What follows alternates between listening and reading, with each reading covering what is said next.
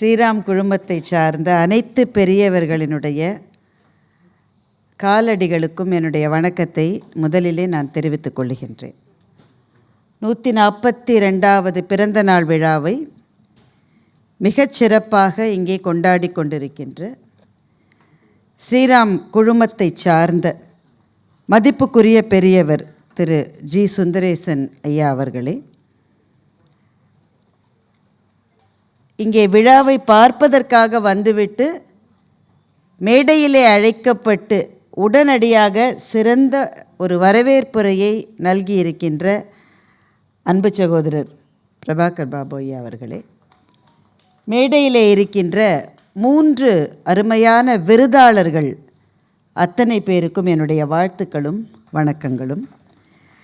விருதுக்காக அவர்களை தேர்வு செய்த குழுவை சார்ந்த பெரியவர்களே, விருது பெற்றிருக்கின்ற பெரியவர் ஐயா பெருமாள் அவர்களே, திருமதி கஸ்தூரி ராஜா அவர்களே, ராஜ்கண்ணன் அவர்களே,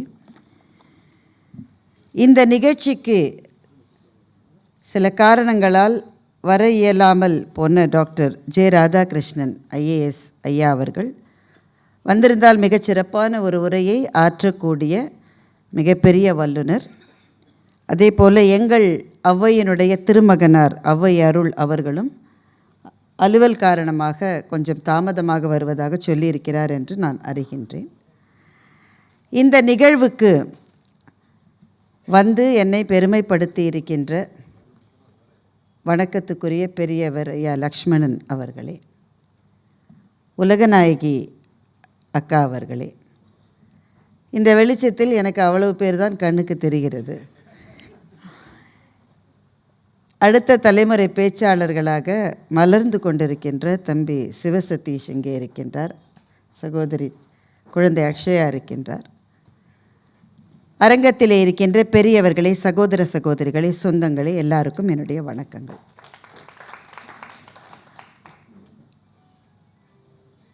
தலைமையுரையையும் என்னுடைய சிறப்புரையையும் சேர்த்து என்னை இங்கே ஆற்ற பணித்திருக்கின்றார்கள். ஒரு 45லிருந்து 50 நிமிடம் பேசலாம்னு நினைக்கிறேன். பரவாயில்லையா? வேறு ஒன்றும் அஜெண்டா இல்லை. ரெண்டுத்துக்கும் ஒன்றும் பெரிய வித்தியாசம் இல்லை. எல்லாமே மகாகவி பாரதியை போற்றுகின்ற தருவாயில் நாம் ஆற்ற வேண்டிய ஒரு உரை தான் இது. முதல்ல ஸ்ரீராமனுடைய இந்த முயற்சிக்கு என்னுடைய மனமார்ந்த பாராட்டுக்கள். இது எவ்வளவு நாட்களாக இவர்கள் நடத்துகிறார்கள் என்று உங்களுக்கு ஒரு ஐடியா கிடைக்கணும்னாக்க, நான் 12வது வகுப்பிலே படிக்கிற போது இந்த விழா முதல் வருடம் நடந்தது. இங்கே விக்ரமன் ஐயா அவர்களுடைய மகன் கண்ணன் விக்ரமன் ஐயா அவர்கள் இருக்கிறார்கள். அந்த அரங்கின் வாசலில் காஞ்சி ஹோட்டல்னு ஒரு, இப்போ இருக்கான்னு எனக்கு தெரியல, இருக்குங்களா? இருக்கு. காஞ்சி ஹோட்டல் எத்திராஜ் காலேஜுக்கு ஏத்தாப்பில் அங்கே தான் நடந்தது. காஞ்சி ஹோட்டலினோட அப்போல்லாம் தனியாக வருவதுன்றதெல்லாம் ரொம்ப கஷ்டம். அங்கே ஓலோவை கண்டோமா ஊபரை கண்டோமா, அப்போது இருக்கிற இடத்திலிருந்து பஸ்ஸை விசாரித்து கஷ்டப்பட்டு அங்கே பதட்டத்தோடு அந்த காஞ்சி ஹோட்டல் வாசலுக்கு வந்தால் விக்ரமன் ஐயா வாசல்னு ஒன்றும் டென்ஷன் இல்லாமல் மெதுவாக வாங்க, நல்லபடியாக பேசுங்கன்னு எல்லா மாணவ மாணவிகளையும் வரவேற்று கொண்டிருந்த காட்சி இன்னமும் என் கண்ணிலே இருக்கிறது. அவருடைய பாத கமலங்களுக்கு என்னுடைய வணக்கங்கள். அதற்கு பின்னால் ஜி சுந்தரேசன் சார் தான் நின்றுட்டு இருந்தார். இந்த நிகழ்ச்சியை ஒருங்கிணைத்து கோஆர்டினேட் பண்ணி அன்றிலிருந்து ஆரம்பித்து வாழ்க்கை எங்கெங்கோ போய்விட்டது. விடாப்பிடியாக இந்த விழாவை நடத்த வேண்டும் என்ற ஸ்ரீராம் நிறுவனத்தினுடைய வைராகியமும் என்னுடைய ஞான தந்தை ஔவை நடராஜன் ஐயா அவர்களினுடைய வழிகாட்டுதலும் தான் இந்த விழா இவ்வளவு தூரம் வந்திருப்பதற்கு காரணம் என்று நான் நினைக்கின்றேன். அப்படி விடாப்பிடியாக ஒரு விழாவை நடத்துவதிலே எத்தனை இடைஞ்சல்கள் வர முடியும் என்பதற்கு கணக்கே கிடையாது. உலகநாயகி அக்காவுக்கு தெரியும், நிறைய இலக்கிய விழாக்களை அவர் நடத்தி கொண்டிருக்கிறார். திடீர்னு சர்ப்ரைசஸ் வரும். அது எல்லாவற்றையும் தாண்டி ஒரு விழாவை இலக்கியத்துக்காக மாத்திரமே தொடர்ந்து நடத்தி செல்வது என்பது எளிதல்ல நண்பர்களே. அதை நடத்தி கொண்டிருக்கின்ற ஸ்ரீராம் குழுமத்தினரை எவ்வளவு பாராட்டினாலும் தகும். இது தலைமையுரையிலே நான் சொல்ல விரும்புகிற விஷயம் ஒரு விஷயந்தான். உங்களில் பலர் அதை ஏற்கனவே கேட்டிருப்பீர்கள். அதை கேட்காத சிலருக்காக இதை நான் சொல்லுகின்றேன். அப்புறம் ஸ்கூலில் படிக்கும்போது தான் முதல்ல பார்ட்டிசிபேட் பண்ணேன் ஸ்ரீராம் விழாவில். கல்லூரி மாணவியாக first year AC college of டெக்னாலஜியில் நான் படிச்சுக்கிட்டு இருந்தபோது ஃபஸ்ட் இயர் ஸ்டூடெண்ட்டாக நான் இந்த நிகழ்ச்சியில் கலந்துக்கிட்டேன். கலந்து கொண்ட போது என் கூட கலந்து கொண்டவர்கள் எல்லாருமே இன்றைக்கு தமிழ்நாட்டில் பெரிய பேச்சாளர்களாக இருக்கிறவர்கள் தான். அவர்களை அடையாளம் கண்டு கொண்ட பெருமை ஸ்ரீராமுக்கும் சென்னை கம்பன் கழகத்துக்கும் உரியது. அவங்க 2 பேர் தான். அந்த அளவு ஒரு இலக்கிய அமைப்பு காலேஜில் படிச்சுட்டு இருக்கிறவங்களை ஐடென்டிஃபை பண்ணி அவர்களுக்கு உற்சாகமும் ஊக்குவிப்பும் கொடுப்பது என்பது இன்றைக்கெல்லாம் ரொம்ப கஷ்டம். இன்றைக்கும் செய்கிறார்கள், ரொம்ப கஷ்டம். இன்றைக்கு ஒரு விஜய் டிவியோ ஒரு சங்கரா டிவியோ அந்த மாதிரியான நிகழ்வுகளை நடத்துகிற போது தான் இளைஞர்களால் வர முடிகிறது. அன்றைக்கு அதெல்லாம் எதுவும் கிடையாது. கல்லூரிக்கு ஒரு லெட்ரு வரும், அந்த லெட்டரை பார்த்து கல்லூரியிலேருந்து அதை நோட்டீஸ் போர்டில் தான் போடுவாங்க எங்கள் காலேஜிலலாம். ஏன்னா தமிழ்துறை கிடையாது என்ஜினியரிங் காலேஜில். நோட்டீஸ் போர்டில் போட்டு வச்சுருப்பாங்க. அதை பார்த்து ஆர்வம் கொண்டு பேசி தான் இந்த மேடையில் உங்கள் முன்பு நிற்கிற வாய்ப்பு எனக்கு கிடைத்திருக்கிறது. ஃபஸ்ட் இயர் போட்டியில் எனக்கு முதல் பரிசு கிடைத்தது. ரொம்ப பெரிய நல்லா பேசினேன்னு எனக்கு தெரியல. அதற்கு நடுவராக இருந்தவரே அவ்வை தான் நடுவர். முதல் பரிசு கிடைத்தது. கிடச்சிட்டு ஒரே சந்தோஷம், அப்படியே வானத்தில் பறக்கிற மாதிரி இருக்கும். அந்த மகிழ்ச்சியெல்லாம் அதுக்கு பிறகு கிடைக்காதுங்க வாழ்க்கையில். அதுக்கு பிறகு பெரிய பெரிய பரிசுகள் கிடைத்தாலும் அந்த பரிசு அது தனி. அப்படியே நான் மிதந்துக்கிட்டே பஸ்ஸில் போயிட்டு இருந்தவன் கழுத்தில் இருந்த செயினை யாரோ களவாண்டுட்டு போயிட்டாங்க. நான் ஒரு நடுத்தர மிடில் கிளாஸ் ஃபேமிலி. எங்கள் வீட்டில் 3 பெண்கள். ஒரு 30 வருஷம் முன்னாடி ஒரு வீட்டில் 1 பவுன் தங்கம் சேர்ப்பது என்பதே பெரிய பிரயத்தனம்தான். அப்போ அதையும் தொலைச்சிட்டு நின்றுன்னா குறைந்தபட்சம் வீட்டில் என்ன தண்டனை கிடைத்திருக்கும் என்று நீங்கள் யூகிக்கலாம். ஆனால் எங்கள் அம்மா ரொம்ப வித்தியாசமான ஒரு அம்மா. சென்றது இனி மீளாது மூடரே என்று சொன்ன மகாகவியினுடைய வார்த்தையை நெஞ்சிலே வைத்து போற்றினரும் எங்கள் அம்மா. போயிடுச்சுல்ல, அதை விட்டுடு, அதை பற்றி நினைக்காத, பரிசு கிடைச்சதை நினச்சி சந்தோஷப்படுன்னு சொல்லி எங்கள் அம்மா சொல்லிட்டாங்க. அம்மா அப்படி சொன்னாலும் எனக்கு ஒரு பெரிய வருத்தம். 3 பெண்கள் இருக்கிற வீட்டில் ஒரு 1.5 பவுன் 2 பவுன் சங்கிலியை தொலைப்பது என்பது அப்போல்லாம், இப்போ இருக்கிற பிள்ளைகளுக்கு எல்லாம் ஜுஜிபி அவ்வளோதானே ஸோ வாட் அப்படின்றப்போ நாங்கள்லாம் அப்படி பழகலை. அதனால் ரொம்ப வருத்தம் எனக்கு. ஈவினிங் பரிசளிப்பு விழா. நம்ம காலையில் போட்டி, ஈவினிங் பரிசளிப்பு விழா. பரிசளிப்பு விழாவுக்கு நானும் எங்கள் அம்மாவும் தான் வந்தோம். விக்ரமன் சார் தான் வாசலில் நின்றுட்டு இருந்தார். அவருக்கு தெரியும் நான் பரிசு வாங்கினம்மான்னு. அப்போ எனக்கு என்ன ஐடென்டிட்டி? ஒன்றுமே கிடையாது. காலேஜ் ஸ்டூடெண்ட் அவ்வளோதான் சார். வேறு என்ன இப்போது இருப்பது போல் தொலைக்காட்சி முகங்கள்லாம் அப்போ கிடையாது தானே. வாசலில் நின்று என்னை வரவேற்று விக்ரமன் சார், கண்ணன் விக்ரமன் நிற்கிறாரு, எனக்கு கண்ணிலே தண்ணி வருது இப்போது. விக்ரமன் சார் என்னை பற்றி கேட்டார், முதல் பரிசு வாங்கின மகிழ்ச்சி முகத்தில் இல்லையேன்னு கேட்டார். இந்த வார்த்தை அவருக்கு நான் யாருன்னு கூட தெரியாது. பரிசு வாங்கினா ஒரு மாணவி, வாங்க உட்காருங்க பரிசு வாங்க, அவ்வளோதானே சார் சொல்லணும். ஆனால் கேட்டார், பரிசு வாங்கின மகிழ்ச்சி முகத்தில் இல்லையேன்னு.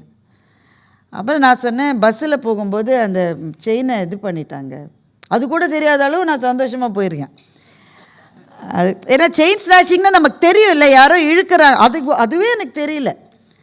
இல்லை அவர் அவ்வளவு தேர்ந்த ஒரு திருடராக அவர் இருந்திருக்க வேண்டும். உடனே விக்ரமன் சார் என் முகத்தை பார்த்து கண்டுபிடிச்சிட்டார். ஃபஸ்ட் ப்ரைஸ் வாங்கின மகிழ்ச்சி இல்லையே, செயின் போயிடுச்சு சார். சரிப்பா, அதை நினச்சி கவலைப்பட வேணாம், பரிசு வாங்கணும். அப்போ பரிசு வாங்குகிற மேடையில் பேச வைப்பார்கள். முதல் பரிசு வாங்கின பிள்ளைகளை பேச வைப்பார்கள்.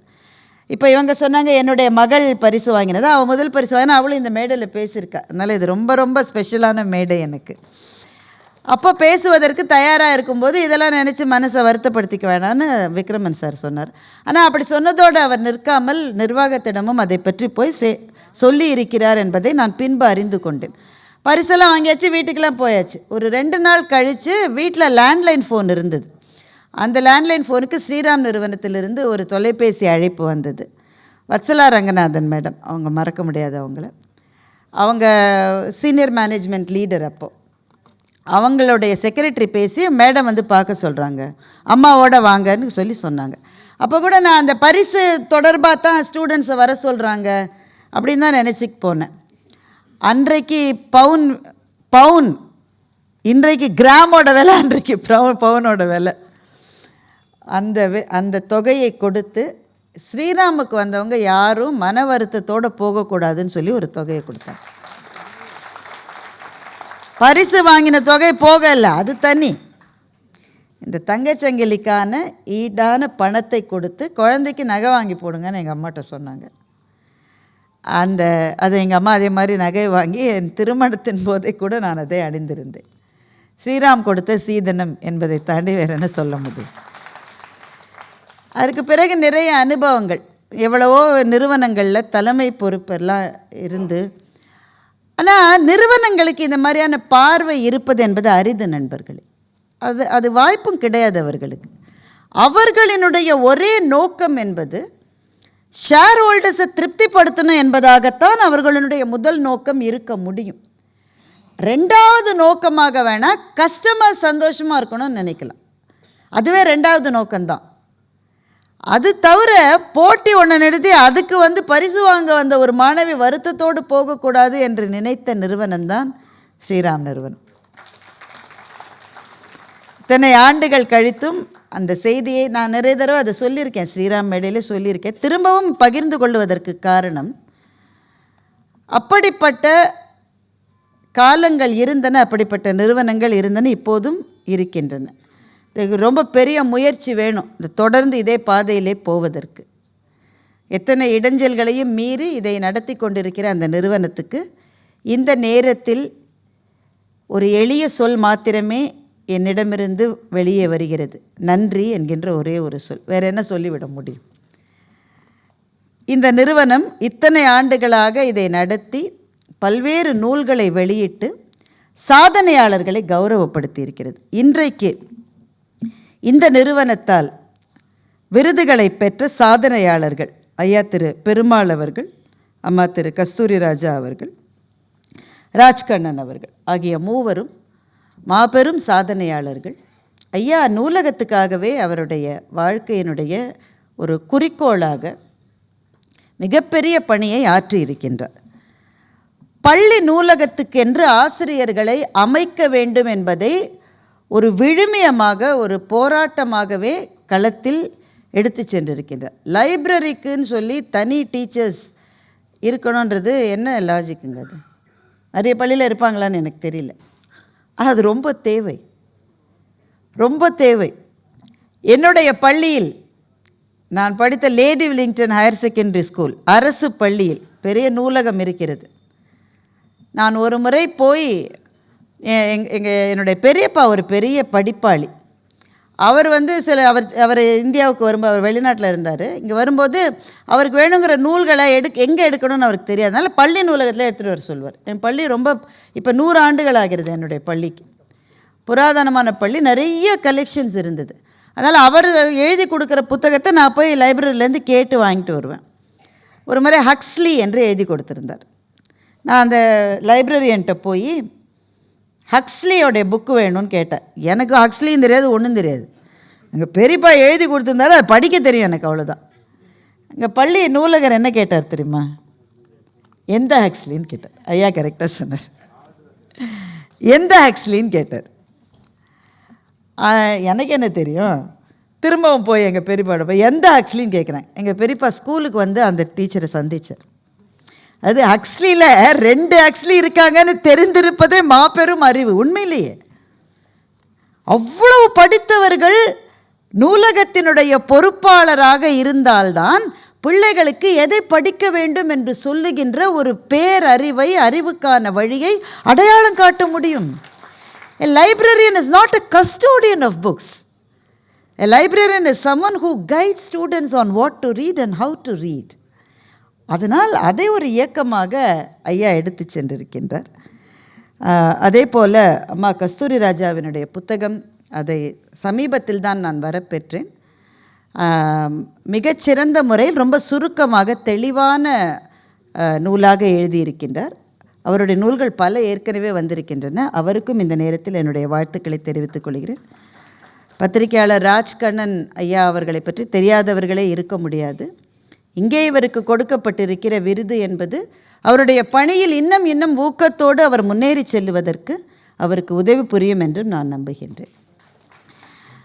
விருதாளர்களுக்கு வாழ்த்து சொல்லுவது, விருதாளர்களை அடையாளம் கண்டு அவர்களை ஊக்குவிக்கப்படுத்துவது ஒரு சமூகத்தினுடைய கடமை. அது தனிப்பட்ட நிறுவனங்களினுடைய கடமை மாத்திரமல்ல, அது ஒரு சமூகத்தினுடைய கடமை. எதுக்காக சார் வாழ்நாளெல்லாம் ஒரு குறிக்கோளுக்காக, ஒரு புத்தகத்துக்காக? எங்கள் ஐயா லக்ஷ்மணன் ஐயா இங்கே வந்திருக்கார். இலக்கியத்தினுடைய சுவையை தேடி போவதற்காகவே ஒரு வாழ்நாளை செலவழிப்பது என்பது எவ்வளவு கடுமையான பணி தெரியுமா? எங்களை மாதிரி வேறு வேலைகளை செய்து கொண்டு அது டைம் இருக்கிற போது செய்வது என்பதில் அதற்காகவே வாழுவது அது சாமானியம் அல்ல. எனவே இன்றைக்கு அடையாளம் காணப்பட்ட என்ற 3 சாதனையாளர்களுக்கும் தமிழ் சமூகத்தின் சார்பில் என்னுடைய வாழ்த்துக்களையும் பாராட்டையும் நான் தெரிவித்துக் கொள்கிறேன். இந்த கைத்தட்டல் எனக்கு கொஞ்சம் கஷ்டமாக இருக்குது. நீங்கள் இன்னும் கூட கைத்தட்டலாம். ஏன்னா எனக்கு இல்லை, இது அவர்களுக்கானது. எனவே இது தொடர்ந்து நடைபெற வேண்டும். அதற்கு மிகப்பெரிய விதத்தில் உதவி செய்து கொண்டிருக்கிற எல்லாருக்கும் என்னுடைய நன்றிகள். அவ்வை நடராஜன் ஐயாவை பற்றி நான் என்ன சொல்லுவது? என்னுடைய தகப்பனாரை பற்றி நான் ஒரு மேடையில் நீண்ட நேரம் பேசினால் அது எப்படியோ அப்படித்தான் அவ்வையை பற்றி நான் பேசுவது. ரொம்ப வித்தியாசமான ஒரு மனிதர், மிக வித்தியாசமான ஒரு மனிதர்.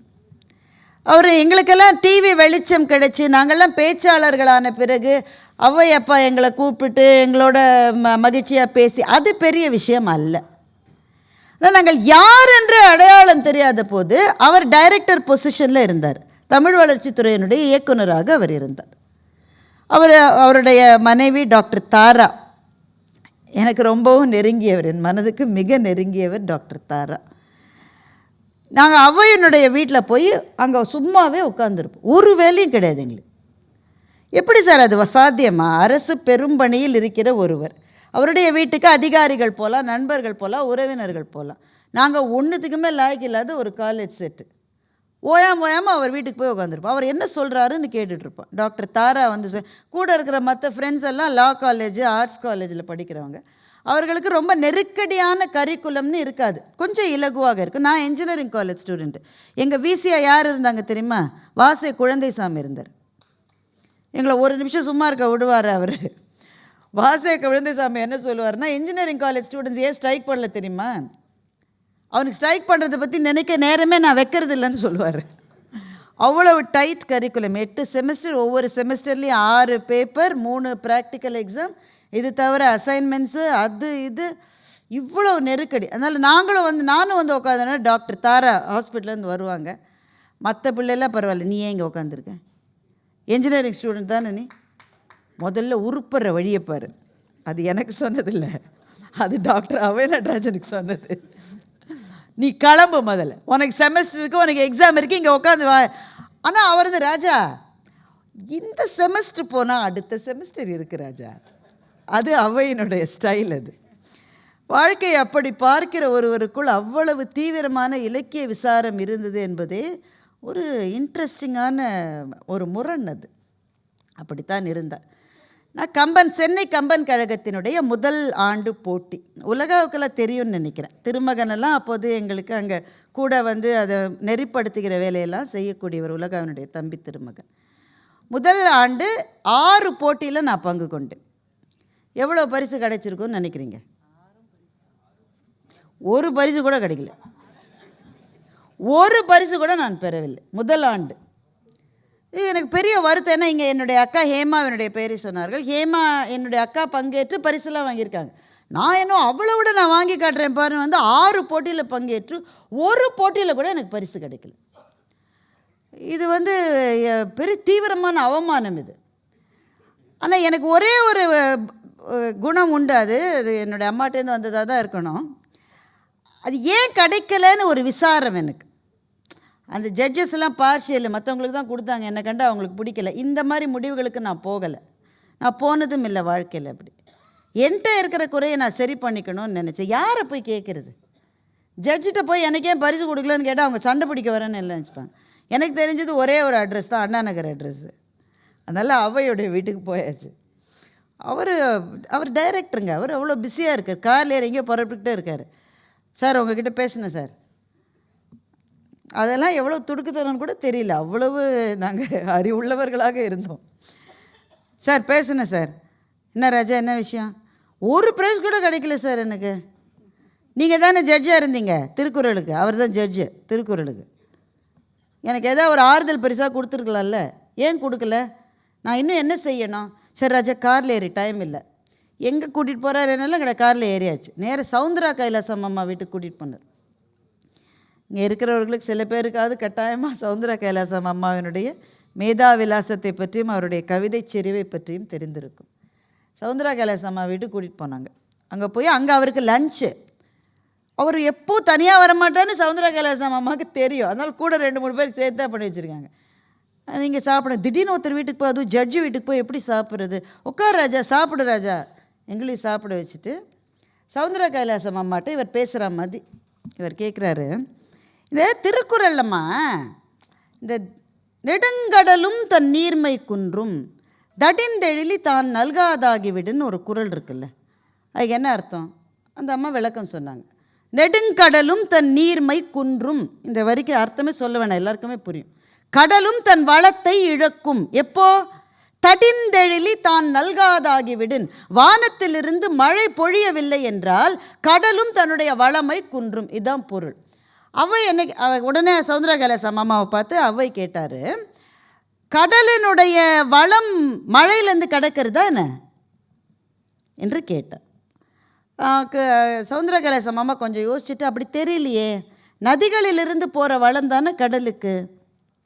அப்போது ஒரு ஆராய்ச்சி கட்டுரையை அவை நடராஜன் ஐயா மேற்கோள் காட்டினார். ரொம்ப நாள் நாம் எல்லாருமே அப்படி தான் நினச்சிட்டு இருந்தோம். லியோனார்டோ டாவின்சியினுடைய காலத்துக்கு பிறகுதான் கடலுக்கான வரத்தே மேகத்திலிருந்து தான் கொட்டுகிறது என்பது நிர்ணயிக்கப்பட்டது. டாவின்சியினுடைய காலம் 15ஆம் நூற்றாண்டு. ஆனால் வள்ளுவனுடைய காலம் 2000 ஆண்டுகளுக்கு முற்பட்டது.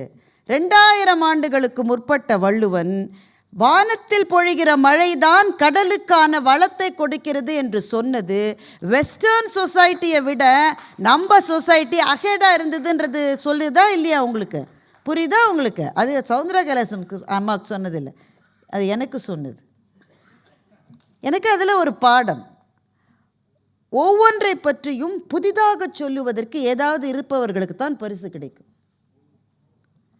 இதே பற்றி திருக்குறளை பற்றி 10 பேர் எழுதியிருக்கிற நூலை படித்துவிட்டு அந்த நூலில் இருப்பதையே நான் சொல்லுவதற்கு அந்த நூலாசிரியர்களுக்கே பரிசு கொடுக்க வேண்டியதுதான், எனக்கே பரிசு கொடுக்கணும்.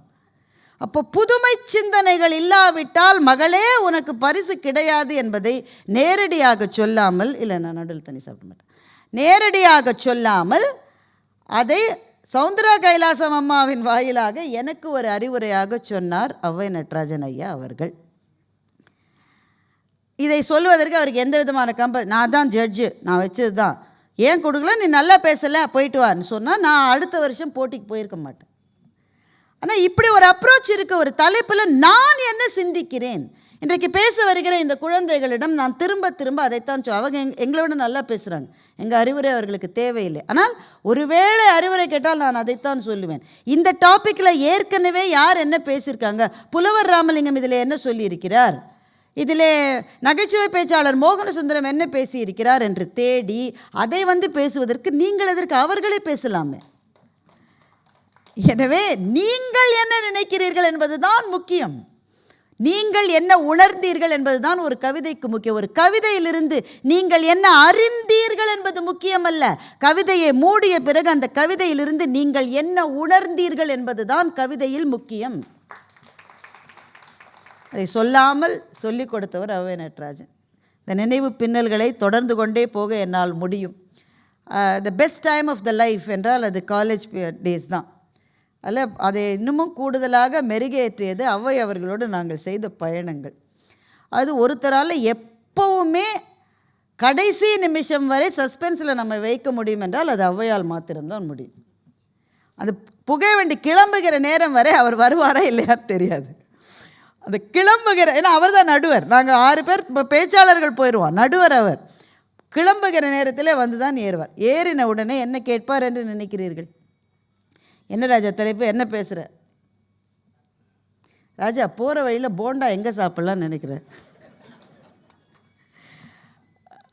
வாழ்க்கையை அதனுடைய போக்கில் ரொம்ப இலகுவாக எடுத்துக்கொண்டு போகிறவர் போல நமக்கு தெரியும். ஆனால் ரொம்ப ஆழமாக என்கிட்ட ஒரு தடவை கேட்டார், ராஜா ரிசர்வேஷனை பற்றி திருக்குறள் ஏதாவது இருக்கான்னு கேட்டார். சொன்னேன், எப்படி ஐயா திருக்குறள் வந்த காலம் என்ன, ரிசர்வேஷன் வந்த காலம் என்ன, அது எப்படி ஐயா அவர் சொல்லியிருக்க முடியும்? சொல்லியிருக்காருன்னு நினைக்கிறேன்னார். பொது நோக்கான் வேந்தன் வரிசையா நோக்கின் அது நோக்கி வாழ்வார் பலர் அப்படின்னு ஒரு திருக்குறள் இருக்குல்ல. என்ன பொருள் நாம் எங்கே தெரியுது, பார்க்க வேண்டியது தான். பொது நோக்கான் வேந்தன், எல்லாரையும் ஒரே போல் பார்க்காமல் சில பேருக்கு வரிசையா நோக்கின், வரிசையாக சில பேருக்கானதை ஒரு வேந்தன் செய்வான் என்றால் அது நோக்கி வாழ்வார் பலர், பல பேர் அதை நோக்கித்தானே வாழ வேண்டி இருக்கிறது. இதுதான் ரிசர்வேஷன் அவை சொன்னார். அதுதான் இல்லையா, அது இட் இஸ் டிபேட்டபிள். பட் அவரோட சிந்தனையில் இருக்கிற அந்த புதுமை, அந்த மலர்ச்சி, அதுதான் அவ்வை. அவரினுடைய வழிகாட்டுதலின்படி இந்த நிகழ்வு இவ்வளவு காலம் நடந்தது. இன்னமும் 100 ஆண்டுகள் இது தொடர வேண்டும் என்று என்னுடைய பிரார்த்தனையை முன்வைக்கிறேன். அவ்வை நடராஜன் ஐயா அவர்களினுடைய புதல்வர், என்னுடைய அருமை சகோதரர் அவ்வை அருள் அவர்கள், அவர் கொஞ்சம் காலதாமதமாக வருகிறார் என்று நினைக்கின்றேன். அவரும் இதற்கான தொடர்ந்த வழிகாட்டுதல்களை கொடுத்து கொண்டிருக்கிறார். அவருக்கும் இந்த நேரத்தில் என்னுடைய வணக்கங்கள். வழி பாரதி என்கின்ற தலைப்பு நான் இங்கே கொடுத்த தலைப்பு, ஆனால் அது நான் எழுதிய தலைப்பு அல்ல. சேக்கிழார் அடிப்பொடி திரு ராமச்சந்திரன் ஐயா அவர்கள் வழி பாரதி என்ற பெயரிலே ஒரு நூலை எழுதியிருக்கிறார். அந்த நூலினுடைய தலைப்பைத்தான் இங்கே நான் எடுத்திருக்கிறேன். சேக்கிழார் அடிப்பொடி ராமச்சந்திரன் ஐயா அவர்கள் பெரும்பாலும் பாரதியினுடைய படைப்புகளை ஆங்கில கவிஞர்கள் அல்லது ஐரோப்பிய கவிஞர்களோடு ஒப்பிட்டு எழுதிய அபாரமான ஒரு நூல் அது. பாரதியை பற்றி மிக தீவிரமாக அறிந்து கொள்ள நினைக்கிறவர்கள் நிச்சயமாக படிக்க வேண்டிய ஒரு நூல் அந்த நூல். அந்த தலைப்பை, அது எனக்கு ரொம்ப பிடித்த தலைப்பு என்பதனால் நான் அதை எடுத்துக்கொண்டேன். வழி பாரதி. ஒரு வழி என்பது என்ன? சில பேர் போன வழியிலே போவார்கள். வழிகளை மாற்றுவதற்கு பெரும்பாலானவர்களுக்கு ஆர்வம் இல்லை. வழிகளை மாற்றுவதற்கு அச்சம் இருக்கிறது. புது வழிகளை கண்டுபிடிப்பதிலே நமக்கு ஒரு தயக்கம் இருக்கிறது. ஆத்மானாம் என்ற கவிஞர் எழுதினார், தேடாதே, தேடினால் காணாமல் போவாய், வழிகள் மாற்றி வைக்கப்பட்டிருக்கின்றது என்று ஒரு கவிதை எழுதினார். புது வழிகளை தேடாதே என்று இந்த சமூகம் தொடர்ந்து நம்மை அறிவுறுத்தி கொண்டே இருக்கிறது. நம்முடைய வீட்டிலிருந்து அந்த அறிவுரை தொடங்குகிறது. எதுக்காக? யாரும் செய்யாததை நீ செஞ்சு போய் பிரச்சனையில் மாட்டிக்கிட்டனாக்க, வழக்கம் போல் +2 முடி, என்ஜினியரிங் படி, கோடை எழுதப்போ, இதுதானே நமக்கு பழக்கப்பட்ட பாதை. நீ ஒரு தனி பாதையை நீ தேடினால் அதில் நீ தோற்று போனால் என்ன ஆவாய்? கூட யாரும் இருக்க மாட்டாங்க, திரும்பி பார்த்தா பக்கத்தில் எவனுமே இருக்க மாட்டான், தன்னந்தனியாக போய் மாட்டிக்காது. இப்படித்தான் பெரும்பாலும் நாம் நம்முடைய குழந்தைகளையும் அப்படித்தான் சொல்லுவோம். அவர்களுக்கு ஒரு அச்சத்தை, வாழ்க்கையை பற்றிய ஒரு அச்சத்தை சமூகம் ஏற்படுத்தி கொண்டே இருக்கிறது. டோன்ட் டேர், தனியாக பிரத்யேகமாக ஒன்று செய்கின்ற அந்த ஒரு துடிப்பு இருக்கிற குழந்தைகளை சமூகம் பயமுறுத்துகிறது, எச்சரிக்கிறது, மாட்டிக்குவா ஜாகிரதை என்று சொல்லிக்கொண்டே இருக்கிறது. ஆனால் அந்த ஜாகிரதையாக போக வேண்டும் என்று நினைத்தவர்களால் சமூகம் ஒரு அங்குலம் கூட வளரவில்லை நண்பர்களே. ரொம்ப சேஃபாக இருக்கணும்னு நினைத்தவர்களால் மானுடம் ஒரு அங்குலம் கூட முன்னேறவில்லை. தனக்கு அமைக்கப்பட்ட பாதைகளை தாண்டி தன்னுடைய பயணத்தை யார் யார் தொடர்ந்தார்களோ அவர்களால் தான் இந்த மானுட சமூகம் வளர்ந்து கொண்டே போயிருக்கிறது. பாலசாண்டில்யன் நல்ல நண்பர், அவர் என்னை அறிமுகப்படுத்திய போது இந்த தலைமையுறையும் இதையும் சேர்த்து அவங்க செய்வாங்க, அவங்க என்ன டஃப்பான சேலஞ்சு கொடுத்தாலும் அவங்க மேற்கொள்ளுவார்கள் அப்படின்னு அவங்க சொன்னாங்க. அது அவருக்கு என் மேலே இருக்கிற அன்பாலும் நட்பாலும் சொல்லியிருக்கிறார். அப்படிலாம் பெரிய ரிஸ்கெல்லாம் நான் எடுத்ததான் நான் நினைக்கல. ரிஸ்க் டேக்கர் என்றால் மகாகவி பாரதியை தவிர வேறு யாருமே இருக்க முடியாது. தனக்கான பாதைகளிலிருந்து முற்றிலும் மாறுபட்டு பயணம் செய்ய துணிந்த ஒரு தலைவர். அதனால்தான் பாரதிதாசன் மகாகவி பாரதிதாசனை தாண்டி பாரதியை பற்றி யார் என்ன பேசிவிட முடியும்? பாரதிதாசனை விட பாரதியை யார் என்ன சொல்லிவிட முடியும்? நீடு துயில் நீக்க பாடி வந்த நிலா காடு மணக்கும் கற்பூர சொற்கோ என்று சொல்லுகின்றார். இதைவிட அழகாக எப்படி சொல்ல முடியும்? இதைவிட அழகாக சொல்லவே முடியாது. காடு மணக்கும் கற்பூர சொற்கோ, தமிழால் பாரதி தகுதி பெற்றதும் தமிழ் பாரதியால் தகுதி பெற்றதும் என்னென்று உரைப்பேன் என்று பாவேந்தர் பாரதிதாசன் குறிப்பிடுகின்றார். புதைப்பட்ட வீரம் புலப்பட்டது. ஆங்கிலேயரின் ஆதிக்கத்தை ஒழிக்க பாரதமெங்கும் வீரர்கள் தோன்றினர். அவர்களுள் பாரதி ஒரு ஆள் என்று பாரதிதாசன் பாட ஆரம்பிக்கின்றார். சில தலைவர்கள் எழுந்தனர். அவர்களுள் பாரதி தகையுறு தலைவர். சில கவிஞர்கள் எழுந்தனர். அவர்களுள் பாரதி மகாகவி.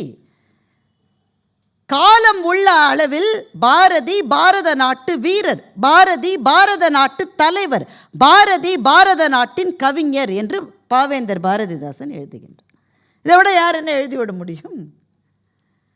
ஈரோடு தமிழன்பன். நான் ஏன் பாவேந்தர் பாரதிதாசனையும் ஈரோடு தமிழன்பனை இந்த இடத்துல உதவிக்கு அழைக்கிறேன் என்றால், அவர்கள் இருவரும் இருப்பதை இருப்பது போல சொல்லுகிறவர்கள்.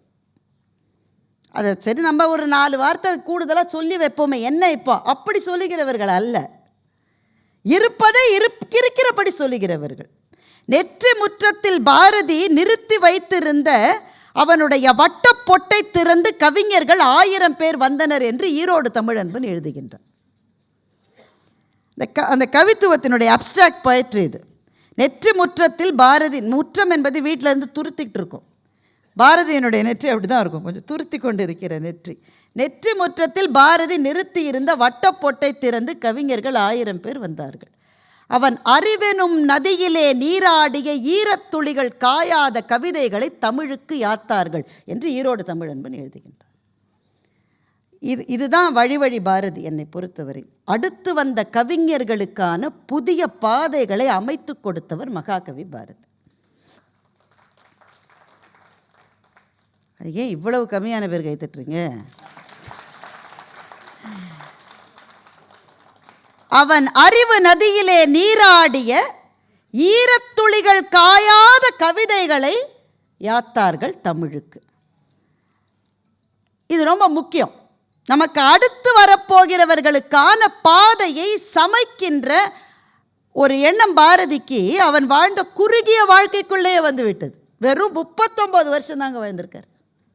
39 ஆண்டுகள் மாத்திரம்தான் வாழ்ந்திருக்கிறார் மகா. அந்த 39 வருடத்துக்குள் அவரை வாழ்க்கை துரத்தியது, வறுமை துரத்தியது, வெள்ளைக்காரர்கள் துரத்தினார்கள், நோய் துரத்தியது. இத்தனையும் துரத்தி 39 ஆண்டுகள் மாத்திரமே வாழ்ந்தவரை பற்றி 142வது வருஷம் நம்ம பேசிட்டு இருக்கோம். கான்டெம்பரரிஸை எடுத்துக்கலாம். இப்போ ஒரு கவிஞனை நாம் ஆராய்ச்சி செய்யணும், இல்லை அவனை பற்றி அறிந்து கொள்ள வேண்டும் என்றால் சமகாலத்தில் வாழ்ந்தவர்களுடைய வாழ்க்கை எப்படி இருந்ததுன்னு தான் பார்க்கணும். அதுதான் சரியான அப்ரோச்சாக இருக்கும். கான்டெம்பரரிஸ். வங்காளத்திலே தாகூர் இருந்தார், மலையாளத்திலே எழுத்தச்சன் இருந்தார். நிறைய பேர் இருக்காங்க, எனக்கு நினைவு வருகிற 2 பேரை நான் சொல்கிறேன். இப்போது தாகூருக்கும் எழுத்தச்சனுக்கும் அந்த கவிதை பயணம் ரொம்ப நல்ல பயணம். தாகூர் நோபல் பரிசு வாங்கியிருக்காரு. இலக்கியத்தில் அடுத்து வாங்குவதற்கு இதுவரை யாரும் இல்லை, இனிமேல் தான் வர வேண்டும் என்று நான் நினைக்கின்றேன். ஆனால் அவர்கள் 2 பேருக்குமே இல்லாத ஒரு சவால் பாரதிக்கு இருந்தது. என்ன? வங்காள மொழியிலேயோ மலையாள மொழியிலேயோ ஒரு 2000, 2500, 3000 வருஷத்துக்கான இலக்கியம் என்பது இருக்கவில்லை. பாரதிக்கு தான் அது இருந்தது. ஒரு 3000 வருஷம் வந்த பாதை இது. இது இது ஒரு பெரிய வரம். ஏன்னா 3000 வருஷம் 2500, 3000 வருஷம் பயணம் செஞ்ச பாதையிலிருந்து ஒரு புது செடி கிளம்புகிறது. என்னால் அந்த செடிக்கு ஏற்கனவே ஊட்டமான ஒரு மண் இருக்கிறது. அதனால் அந்த செடி சீக்கிரம் வளர முடியும். ஆனால் every opportunity is also a challenge. இது ஒரு வாய்ப்பு மாத்திரமல்ல, இது ஒரு சவாலும் கூட. ஏன் சவால்? உனக்கு முன்னாடி எழுதின அத்தனை பேர் நீ படித்தா தான் நீ கவிதை எழுத முடியும். நீ அத்தனை படிச்சுட்டு தான் நீ வரணும். நீ நான் எதுவுமே படிக்க தேவையில்லை, எனக்கு பிறகுதான் கவிதை இனிமேல் பிறக்கப் போகிறதுன்னு பாரதி சொல்லக்கூடிய ஆள் அல்ல. அப்போ நீங்கள் பாருங்களேன், எவ்வளோ சவால் பாருங்கள். வாழ்ந்ததே 39 வருஷம். இதில் அங்கே போய் இங்கே போய் பாண்டிச்சேரிக்கு போய் இங்கே வந்து கடலூரில் நடுவில் கொஞ்ச நாள் ஜெயிலில் இருந்து இங்கே வந்து வெள்ளைக்கார அரசாங்கத்தினுடைய எல்லா விதமான எக்ஸசஸ் எல்லாத்தையும் அது கூட வாழ்ந்து வறுமை இது அத்தனைக்கும் நடுவில் இவ்வளவு எழுதியிருக்கிறார். எவ்வளவுன்னு எப்படிங்க சொல்கிறது, எனக்கு இந்த டைம் போகாதே. 5 மாபெரும் தலைப்புகளில் சொல்லலாம். கவிதை ஒன்று தான் நாம் அறிந்தது, அதுவே முழுக்க தெரியாது நமக்கு ரொம்ப கேள்விப்பட்டது கவிதை. எல்லாருக்கும் ஒரு கவிதையாக தெரிஞ்சிருக்கும். ரொம்ப இலக்கியத்தில் பயிற்சி இருக்கிறவங்களுக்கு நிறைய தெரியும், அவ்வளவு பயிற்சி இல்லாதவர்களுக்கு கொஞ்சமாக தெரியும். கவிதை ஒன்று தான் தெரியும், ஆனால் கவிதையில் தான் அவன் பங்களிப்பு மிக குறுகியது. இன் வால்யூம் கட்டுரைகளாக எழுதி தள்ளி இருக்கிறார். கடிதங்கள், பாரதியினுடைய கடித இலக்கியம் என்பது தனியே பேசப்பட வேண்டியது. தம்பி விஸ்வநாதனுக்கு கடிதம் எழுதுகிறார். தம்பி, எனக்கு கஷ்டம் இருக்கும் என்று தெரிந்து நீ அல்லவா எனக்கு பணம் அனுப்பி இருக்க வேண்டும் என்று கேட்கின்றார். சார், அதுதான் உறவுகிட்டேருந்து நம்ம எதிர்பார்க்கிறது, அதுதான். ஆனால் எந்த உறவும் செய்யாது. நீ அல்லவா எனக்கு அனுப்பி இருக்க வேண்டும். அப்போ நம்ம என்ன நினைப்போம், இந்த லெட்ரு வந்து பர்சனல் லெட்டருங்க, இவருக்கு ஏதோ பண கஷ்டம். இவருக்கு எப்போ பண கஷ்டம் இல்லை, எப்போவுமே அவருக்கு பண கஷ்டம்தான். சரி, நீ பணம் ஏன்டா அனுப்பலைன்னு தம்பிக்கு ஒருத்தர் லெட்டர் எழுதுறாருன்னா நம்ம அந்த கடிதத்தில் என்ன எதிர்பார்ப்போம்? தனக்கு என்னென்ன கஷ்டம்லாம் இருக்குது, நீ ஏன் எனக்கு பணம் அனுப்பணும், நான் வந்து 6 மாதத்தில் திருப்பி கொடுத்துறேன், இல்லை நான் திருப்பி கொடுக்க, இதுதானே இருக்கும். இப்படி தான் ஆரம்பிக்கிறது. ஆனால் ஆரம்பித்த பிறகு அவருக்கு அதில் நிற்க முடியலன்னா அவருடைய நிறைவு அதில் இல்லை, அவர் எங்கேயோ போகிறார். தமிழனை காட்டிலும் இன்னொரு ஜாதியன், அதாவது வேறு இன்னொரு மொழி பேசுகிறவன் உயர்வாக இருப்பதை ஒத்துக்கொள்ள முடியவில்லை என்று எழுதுகிறார். நீ எதுக்கு லெட்டர் எழுதுற, நீ ரொம்ப கஷ்டமாக இருக்குப்பான்னு எழுத ஆரம்பித்து மனம் எங்கே போகிறது பாருங்கள். இருக்கும் இடத்திலிருந்து விழுந்து விடாதபடி கயிறுகள் கட்டி தன்னை நிறுத்தி கொள்ளுகிறவர்கள் மூடர்கள் என்று எழுதுகின்றார். நான் சேஃபாக இதுதான் நான் பேச ஆரம்பித்த விஷயங்க. நான் சேஃபாக இருக்கணும்னு நினச்சி போகிற பாதையிலிருந்து நகராமலேயே முழு வாழ்க்கையையும் வாழ்ந்து கழித்து விடுகிறோம். பாரதி தம்பிக்கு கடிதம் எழுதுறது எதுக்கு? கடன் கூடுன்னு கேட்கறதுக்கு. அதை விட்டுட்டாரு, அதில் அவர் நினைவே இல்லை. இருக்கும் இடத்திலிருந்து விழுந்து விடாதபடி கயிறுகள் கட்டி கொண்டிருப்பவர்கள் மூடர்கள். தம்பி, நீ பறந்து போ, உனக்கு சிறகுகள் முளைக்கட்டும் என்று எழுதுகின்றார். சார், அந்த ஒரு லைனை வச்சுக்கிட்டு ஒரு வாழ்க்கையை வாழ முடியும் சார். அந்த ஒரு லைனை வச்சுக்கிட்டு ஒரு வாழ்க்கையை வாழ முடியும். எத்தனை கயிறுகள் நம்மை கட்டி போடுகின்றன. நாம் நினைத்த இடத்திற்கு போக முடியாதபடி கயிறுகள். எத்தனை பேரினுடைய அச்சுறுத்தல்கள் நம்மை கட்டி போடுகின்றன. இந்த கயிறுகளுக்கு கட்டுப்பட்டு கட்டுப்பட்டு கட்டுப்பட்டு வாழ்க்கை முழுவதும் வாழ்ந்து வாழ்ந்து வாழ்ந்து அது ஒரு வாழ்க்கையா என்று பாரதி கேட்கிறார். நீ பறந்து போ, உனக்கு சிறகுகள் முளைக்கட்டும் என்று பாரதி ஏன் சொன்னார் என்று எத்தனையோ நாள் அல்லும் பகலும் நான் யோசித்திருக்கிறேன். நான் பறந்து போகிற அளவு எனக்கு சிறகுகள் இருந்தால் என்னை பார்த்து குலைக்கிற நாய்களினுடைய குரைப்பு சத்தம் எனக்கு கேட்காது என்பதனால் நான் பறந்து போவேன். பறந்து போ, உனக்கு சிறகுகள் முளைக்கட்டும் என்று எழுதிய ஒரு வார்த்தையை வைத்துக்கொண்டு எனக்கு வழங்கப்பட்ட ஒரு வாழ்நாளை என்னால் வாழ முடியும் என்றால் அதுதான் பாரதி தமிழுக்கும் இலக்கியத்துக்கும் கொடுத்த சொத்து. செல்லம்மாவுக்கு கடிதம் எழுதுகிறார். மனைவிக்கு கடிதம், இங்கே இருக்கிற ஏஜை பார்த்தா கட்டாயம் மனைவிக்கு கடிதம் எழுதிருப்பீங்க. எஸ்எம்எஸ் அனுப்புகிற ஏஜே இல்லை இங்கே, இந்த 2 பிள்ளையை தவிர. அதுலேயும் எங்கள் தம்பி சதீஷ்க்கு இன்னும் பொண்ணு வேறு கிடைக்கல. லெட்ரு எழுதிக்கிற தலைமுறை தானே நம்ம எல்லாம். மனைவிக்கு லெட்ரு எப்படிலாம் சார் எழுதியிருக்கலாம். அதுவும் கவிஞன்.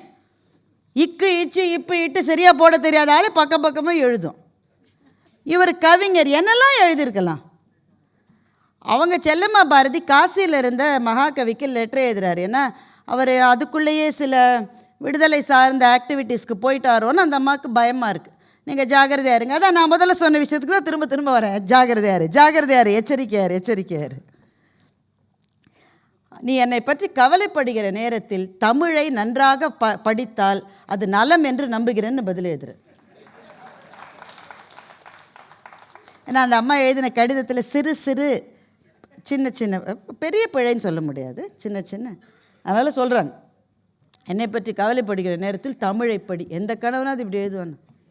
நீ எப்போ பாரு என்னையே நினைத்து கொண்டிரு அப்படி தானே சொல்லுவாங்க. இப்போ ஏதோ ஒரு படம் வந்திருக்கு, இங்கே நீங்கள்லாம் பார்த்துருக்க மாட்டீங்க, அனிமல்னு ஒரு படம் வந்திருக்கு. எப்படி ஒரு ஆண் வந்து ஒரு பெண்ணினுடைய முழு கவனமும் தன்னிடமே இருக்க வேண்டும் என்று டிமாண்ட் பண்ணுற ஆண்கள் இப்போவும் இருக்காங்க. இத்தனைக்கும் ஒரு ஆணுக்கு பெண்ணே கிடைக்கல இந்த தலைமுறையில். அப்போ கூட அப்படிப்பட்ட ஆண்கள் இருப்பதாக ஒரு படம் வருதுன்னா 100 வருஷத்துக்கு முந்தின கதை. நீ என்னையே நினைத்து கொண்டு இருந்தான்னு ஒரு கணவர் தமிழை படி என்னை நினைக்காதன்றார். அது கடிதம். நான் சொன்னது 3 சொன்னேன்: கவிதை, கட்டுரை, கடிதம். மொழிபெயர்ப்பு மிக மிக மிக முக்கியமானது. அதெல்லாம் நம்ம கேள்விப்படவே இல்லை. பகவத்கீதையை மொழிபெயர்த்திருக்கிறார். அவருக்கு வடமொழி தெரியும், பகவத்கீதையை மொழிபெயர்த்திருக்கிறார். தாகூரினுடைய படைப்புகளை பாரதி மொழிபெயர்த்திருக்கிறார். அருணகிரிநாதரையும் நம்மாழ்வாரையும் ஆங்கிலத்தில் மொழிபெயர்க்க பெரும் முயற்சிகள் எடுத்துக்கொண்டிருக்கிறார். அது எவ்வளவு தூரம் வெற்றிகரமானது என்பதை பற்றி முழு விவரங்கள் என்னிடம் இல்லை. யா மணிகண்டன் ஐயா அவர்கள் அதை பற்றி நிறைய ஆராய்ச்சி செய்து அருமையான கட்டுரைகள் எழுதியிருக்கிறார். ஆனால் முயற்சி இருந்திருக்கிறது என்ற அளவில் நாம் ஒத்துக்கொள்ளலாம். அது முடிந்ததா இல்லையான்றதை பற்றி தெளிவாக தெரியல. அருணகிரிநாதரை மொழிபெயர்க்க முடியும். விரல்மாற நைந்து மலர்வாழி சிந்த மிதவானிலிருந்து வெயில் காய மிதவாடை வந்து தழல் போல ஒன்ற வினைமாத தந்தம் வசை கூற குறைவானர் குன்றில் உரைபேதை கொண்ட கொடிதான துன்ப மயல் தீர குளிர்மாலையின் கனிமாலை தந்து குறை தீர வந்து குறுகாயோ அறிவால் அருந்தி இருத்தாள் இறஞ்சு அடியார் இடஞ்சல் களைவோனே அழகான செம்பன் மயில் மேல் அமர்ந்து அலைவாயுகந்த பெருமாளே. இதுதான் அருணகிரிநாதர். எப்படி மொழிபெயர்ப்பீங்க? எப்படி மொழிபெயர்ப்பீங்க? அதற்கான பெரும் முயற்சி எடுத்த அளவிலே அது வெற்றி தான். காண முயல் எய்த அம்பினில் யானை பிழைத்த வேல் ஏந்தல் இனிது என்று வள்ளுவன் சொல்லுகின்றான். காட்டுக்கு போய் நான் தான் வேட்டையில் ஜெயிச்சேன்னு ஒருத்தன் வந்தான். நான் எதிர வேட்டையாட முயலை தள்ளுன்ட்டார் வள்ளுவர். தள்ளு. இன்னொருத்தன் வந்தான், வேட்டைக்கு போனேன் ஜெயிக்க முடியல. எதை வேட்டையாட போனேன்? யானை மேலே வேலை எறிஞ்சானா படலை. நீ தாண்டா ஹீரோ, உனக்கு தாண்டா பரிசுன்னார். காண முயல் எய்த அம்பினில் யானை பிழைத்த வேல் ஏந்தல் இனிது. உன்னுடைய முயற்சி பெருசாக இருக்கணும். இப்போ பாரதி மொழிபெயர்ப்புக்காக எடுத்த முயற்சிகள் பிரம்மாண்டமானது. அப்போ கதை, கவிதை, கட்டுரை, கடிதங்கள், மொழிபெயர்ப்பு, நிறைவாக கதை. கதையில் பாரதி செஞ்ச நிறைய இருக்குது சொல்ல. நேரத்தினுடைய அருமை என்னை துரத்துகிறது. வாவேசு ஐயர் தான் தமிழின் முதல் சிறுகதையை எழுதினார், குளத்தங்கரை அரச மரம். ஆனால் எஸ் ராமகிருஷ்ணன் எழுத்தாளர் எந்த முடிவுக்கு வருகிறார் என்றால், அதற்கு முன்பே பாரதியினுடைய இந்த மைக்ரோ ஸ்டோரிஸ் என்று சொல்லுகிற மிகச்சிறு கதைகள் வந்துவிட்டன என்ற முடிவுக்கு எஸ்ரா வருகிறார். நான் எஸ்ராவோடு உடன்படுகின்றேன். சின்னஞ்சிறு கதைகளை, நவவர்ண கதைன்னு பாரதி ஒரு கதை சீரீஸ் எழுதியிருக்கார். நீங்கள் அதை படித்தா தான் நம்புவீங்க இப்படி கூட எழுத முடியுன்றது. இது நான் சொல்கிறது எல்லாமே எழுதப்பட்டு 100 வருஷம் 110 வருஷத்துக்கு முன்னாடி எழுதப்பட்டது. நவவர்ண கதைன்னா என்னன்னு தெரிஞ்சுக்கணுன்னா சுஜாதாவோட ஒரு கதையை சொல்கிறேன், அப்போ தான் அது புரியும். வேகமாக சொல்லிடுறேன். இன்னும் ஒரு 10 நிமிஷம் எடுத்துக்கலாமா? இங்கே அவர் பாலசாண்டிலன் சார் எங்க? சரி.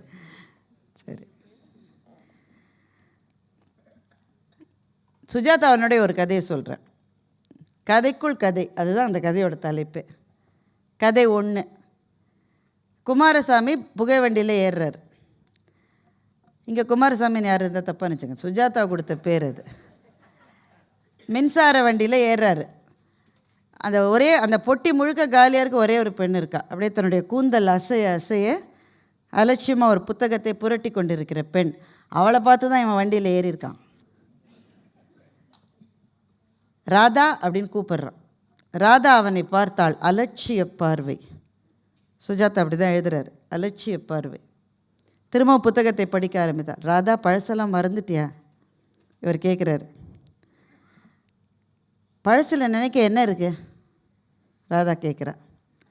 குமாரசாமி அவளே பார்த்து கொண்டிருக்கிறான். என்ன அலட்சியம் இவளுக்கு, அழகு தருகின்ற அலட்சியம். என்ன ராதா அப்படி சொல்லிட்ட, நம்ம ஒன்றா பழகினதெல்லாம் நீ மறந்துட்டியா, நீ எழுதின லெட்டர்லாம் கூட என்கிட்ட இருக்கிறாதா, அது எஸ்எம்எஸ் காலம் அல்ல, லெட்டர் காலம்தான், நீ எழுதின லெட்டர்லாம் கூட என்கிட்ட இருக்கு, ஏன் லெட்டர் எல்லாத்தையும் எடுத்து போஸ்ட் அடித்து ஒட்டுங்களேன், ஐ டோன்ட் கேர் என்று ராதா சொல்லுகிறாள்.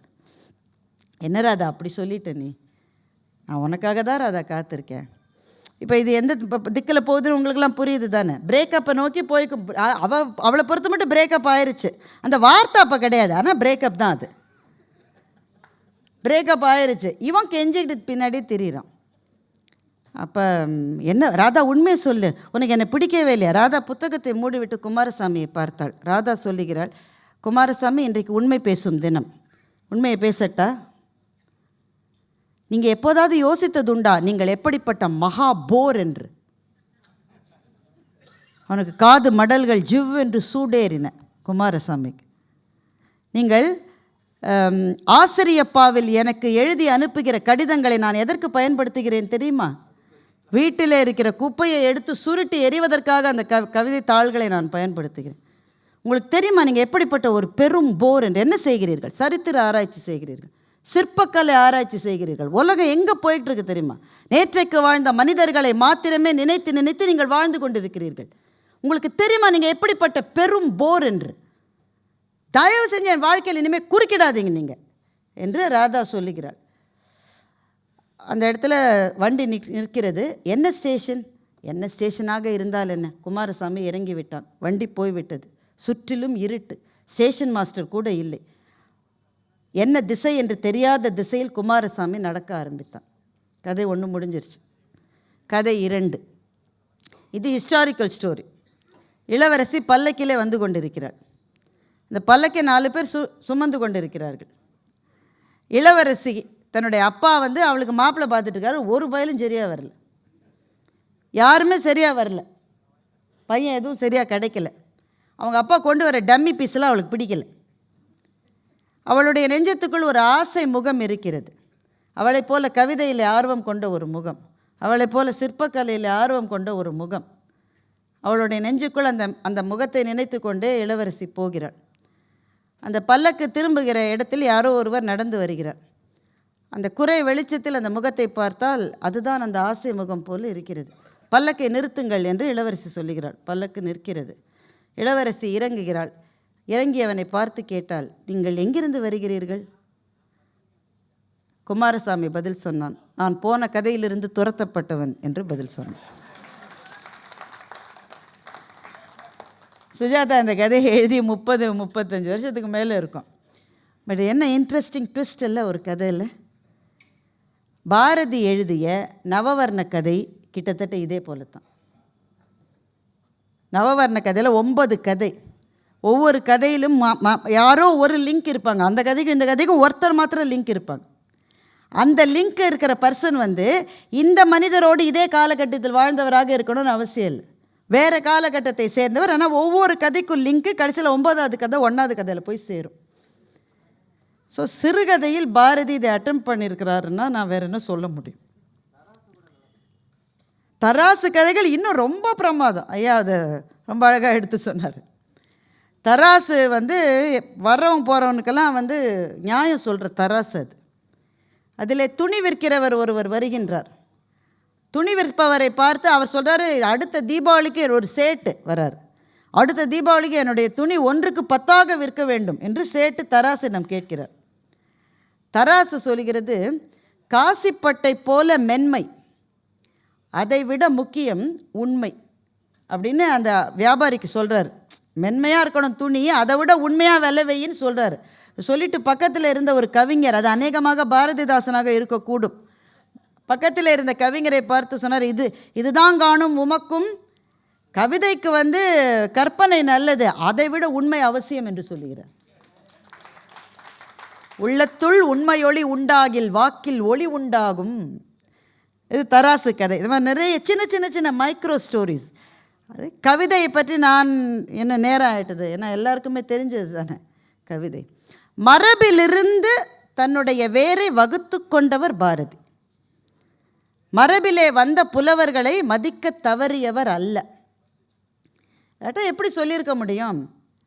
யாமறிந்த புலவரிலே கம்பனை போல் வள்ளுவன் போல் இளங்கோவை போல் பூமிதனில் யாங்கனுமே பிறந்ததில்லை. கவிதையில் இவ்வளோதான் சொல்கிறார். கட்டுரையில் இதை எலாபரேட் பண்ணுறார்.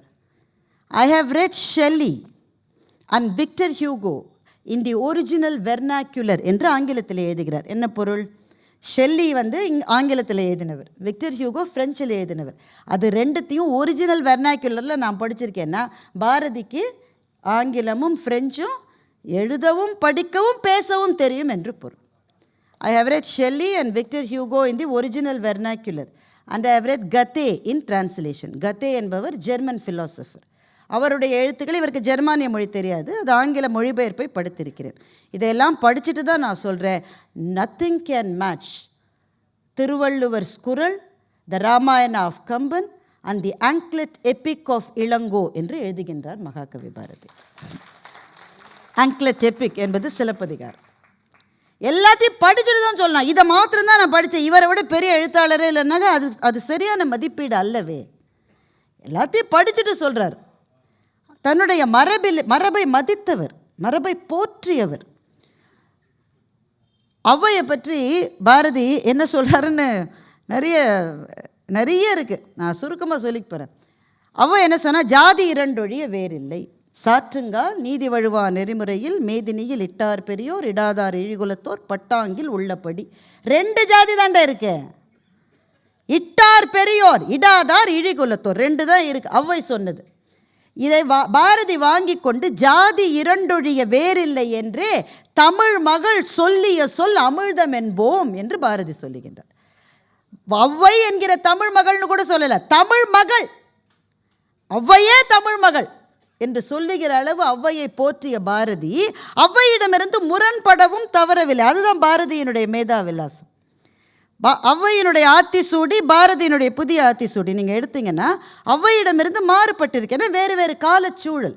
ஔவை தனி மனிதனுக்காக எழுதினாள், பாரதி ஒரு சமூக மனிதனுக்காக எழுதினார். அப்போ சிலதை மாற்றி தான் ஆகணும். ஔவை சொல்லிட்டாங்களே நான் மாற மாட்டேன், அதே தான்.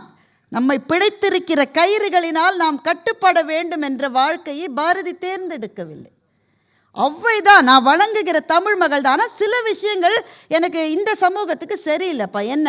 தையல் சொல் கேளேல் என்று ஔவை சொன்னால் தையலை உயர்வு செய் என்று பாரதி எழுதினார். அது துணிச்சல் இருந்தது பாரதிக்கு.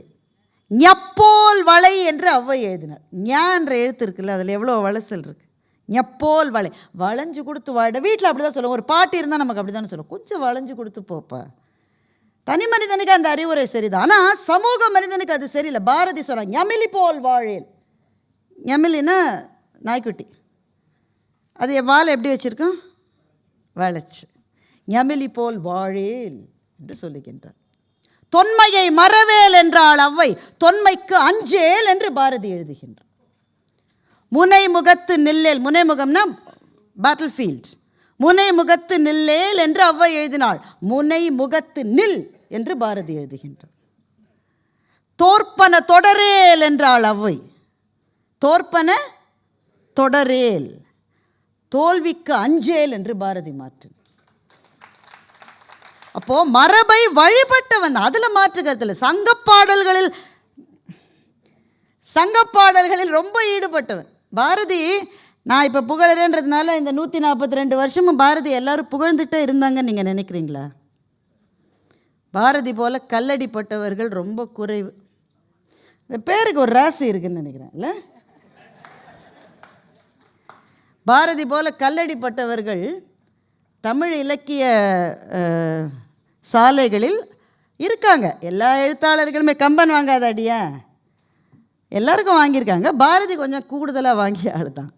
ஒரு குற்றச்சாட்டு, பாரதி மகாகவி இல்லை என்ற குற்றச்சாட்டு கல்கியின் காலத்திலேயே எழுந்துவிட்டது. சிற்பியும் கூப்பா ராஜகோபாலனும் வரிந்து கட்டி கொண்டு பாரதிக்காக சண்டை போட்டார்கள். பாரதிக்கு சங்க இலக்கியம் அவ்வளவு தெரியாது என்ற குற்றச்சாட்டு வைக்கப்பட்டது. அது உண்மையே அல்ல. அது எப்படி தெரிகிறது என்றால், செல்லம்மா பாரதி எழுதுகின்றார் 1903ஆம் ஆண்டு 1903. இந்த வருஷத்தை நான் ஏன் இவ்வளோ குறிப்பாக சொல்கிறேன்றதை நான் உங்களுக்கு சொல்கிறேன். பாரதி எட்டயபுரம் மன்னரிடம் வேலை செய்கிறார். நியூஸ் ரீடராக வேலை பண்ணிகிட்ருக்கார். நியூஸ் ரீடராக வேலை பண்ணிகிட்டு இருக்க இந்த பாரதியை எட்டயபுரம் மன்னர் இன்னும் சில பேரோட சென்னைக்கு கூட்டிகிட்டு வர்றார். சென்னைக்கு எதுக்கு வருவாங்க?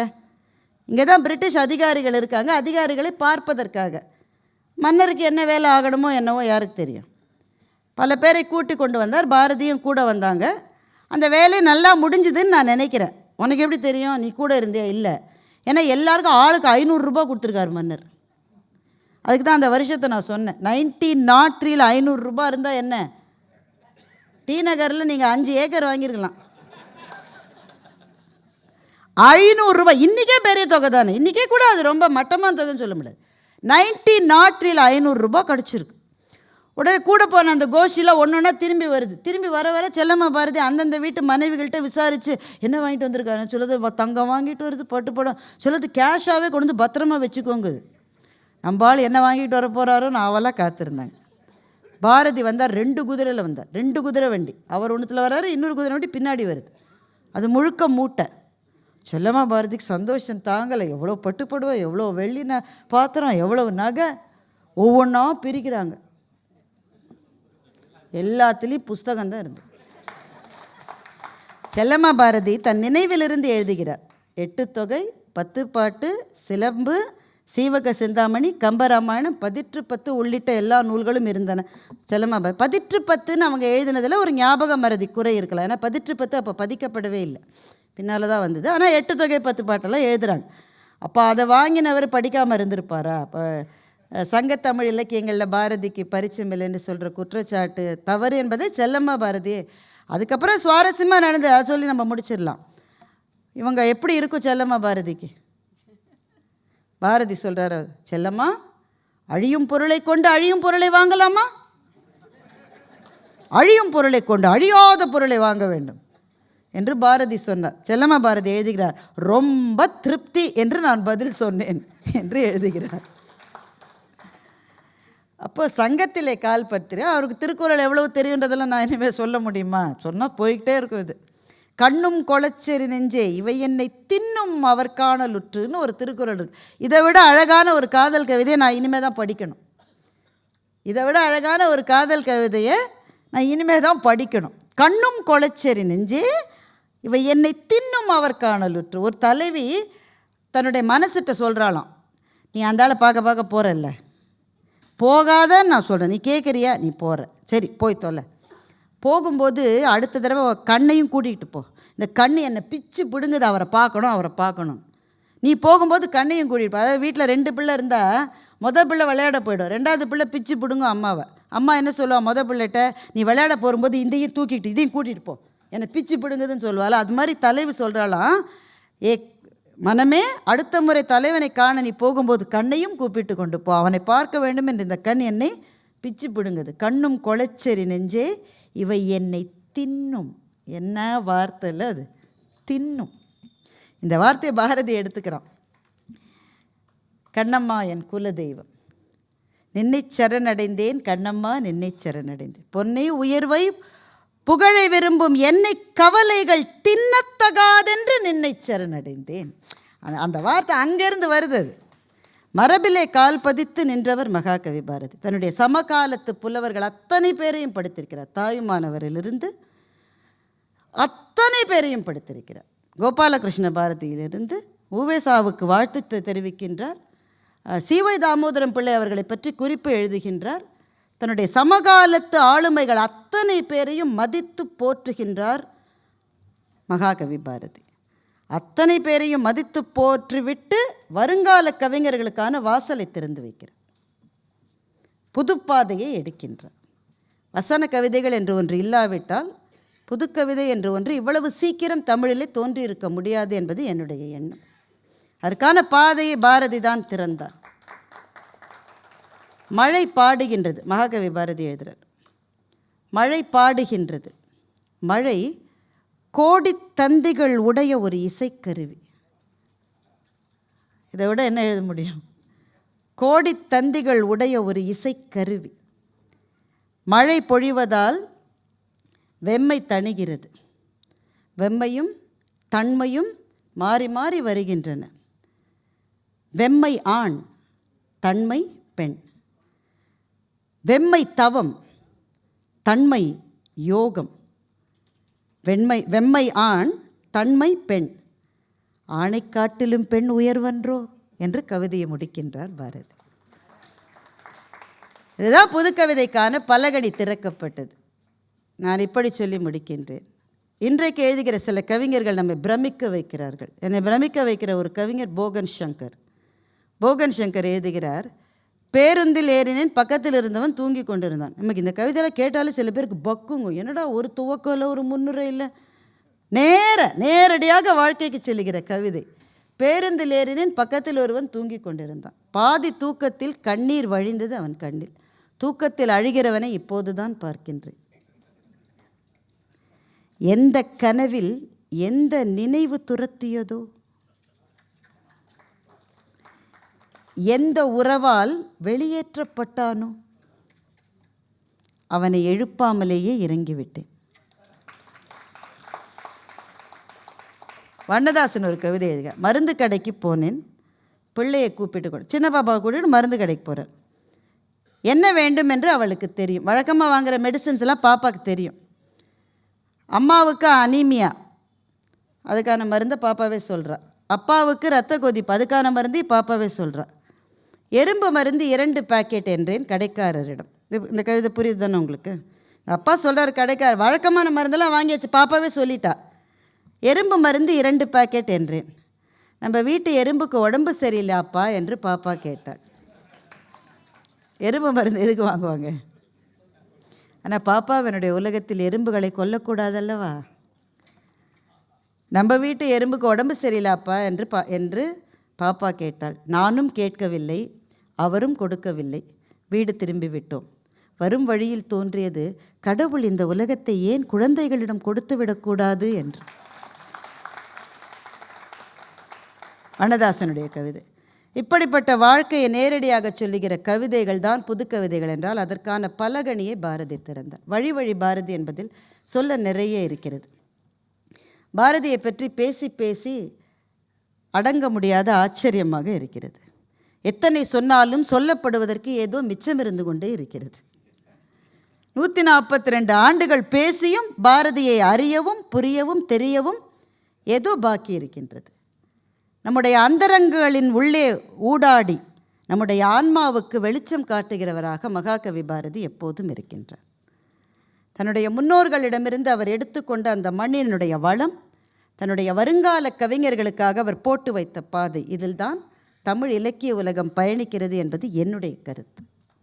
அந்த பாரதிக்கு விழா எடுத்து அந்த விழாவில் தமிழுக்கு தொண்டு செய்த சான்றோர்களை சிறப்பிக்கிற ஸ்ரீராம் நிறுவனத்தை திரும்பவும் வாழ்த்தி, இந்த விழா இதுபோல 100 ஆண்டுகள் நடக்க வேண்டும் என்று இறைவனை வேண்டி நல்ல வாய்ப்புக்கு நன்றி சொல்லி முடிக்கின்றேன். வணக்கம்.